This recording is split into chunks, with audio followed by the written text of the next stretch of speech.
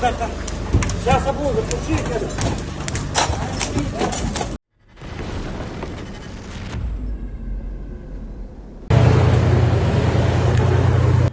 Himars strike occurred in Soledar, Donetsk region, targeting the Knauf plant where the Russian 200th Separate Mechanized Brigade was stationed. The strike resulted in the destruction of various military equipment and vehicles, including a KTL tow truck, a tank repair workshop, TRM-80, and an armored repair and evacuation vehicle, BREM-1. Additionally, the attack led to the loss of life among the personnel, with 4 servicemen from the tank company and 7 servicemen from the repair company and 2 military police representatives being reported killed. In an article published on Sunday titled, "In Crimea, Ukraine is beating Russia," The Economist wrote that the peninsula annexed by Russia in 2014 has become a death trap for the Kremlin's forces. Ukraine has already demonstrated the ability of British and French-supplied Storm Shadow and Scalp cruise missiles and its own cleverly designed homemade maritime drones to hit Russian warships, particularly the big Ropucha landing vessels used as military transports, most of which have been destroyed. Ukrainian drones and missiles may have taken out of action as much as half of the previously formidable Black Sea Fleet, the British weekly estimated. But now, Ukraine is using a deadly combination of ATACMS and increasingly sophisticated drones to systematically degrade Russian air defenses in Crimea, hit air bases from which Russian interceptors fly, and strike critical logistics and economic targets.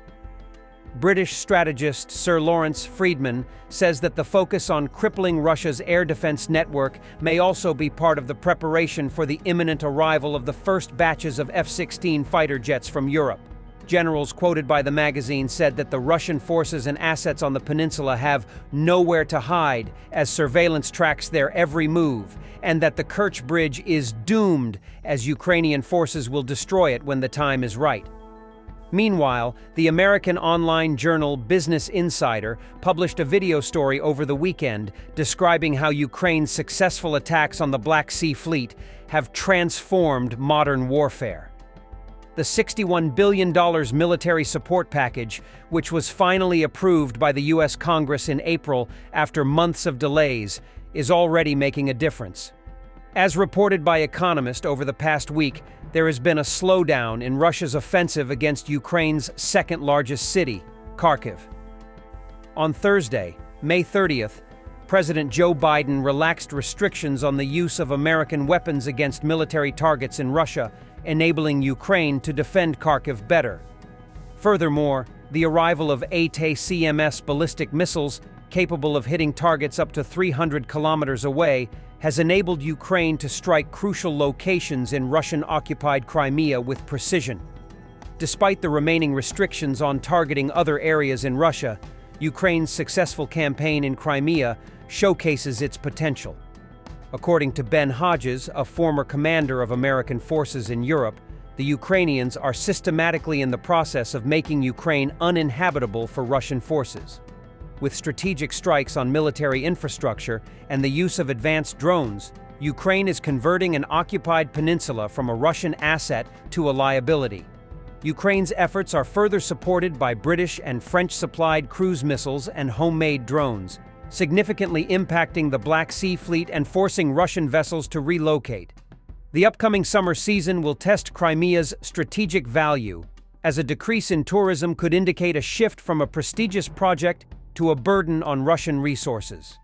If Russian tourists avoid Crimea, it will be a bad sign for President Putin and a strategic win for Ukraine.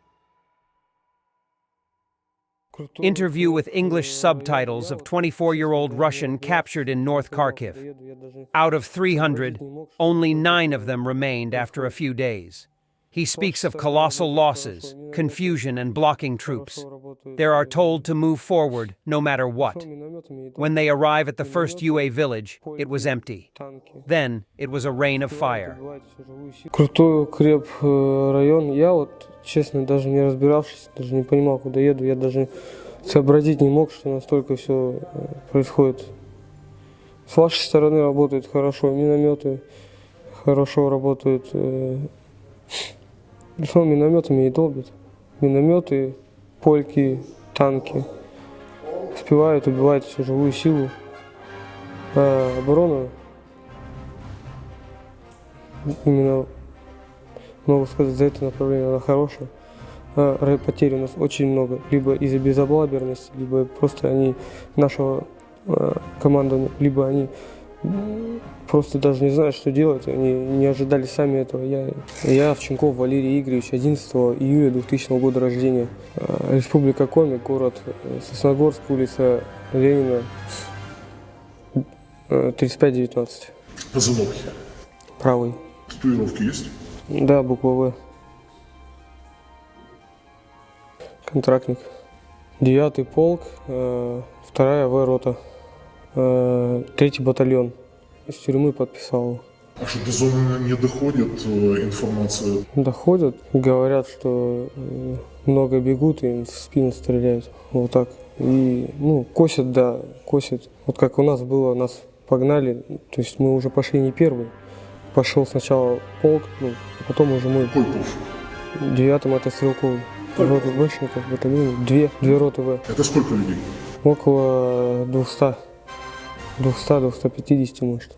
Выходили мы с посадки около Пыльной, расположенной около Пыльного села. Когда? Это было 11 числа, с утра. С людей, я не знаю, были ли там люди, но мертвых гражданских или живых я там не видел. Основные силы, техника вся погорела еще почти, там, что ли, штук 5 БМП или 4 на посадке. При первых вылазках их. Миномет особо не работает, потому что, не знаю, вот, то есть, как нас вообще располагали? Располагали прямо на поле под обстрел. И что ты видел по дороге, пока шел? Трупов 300.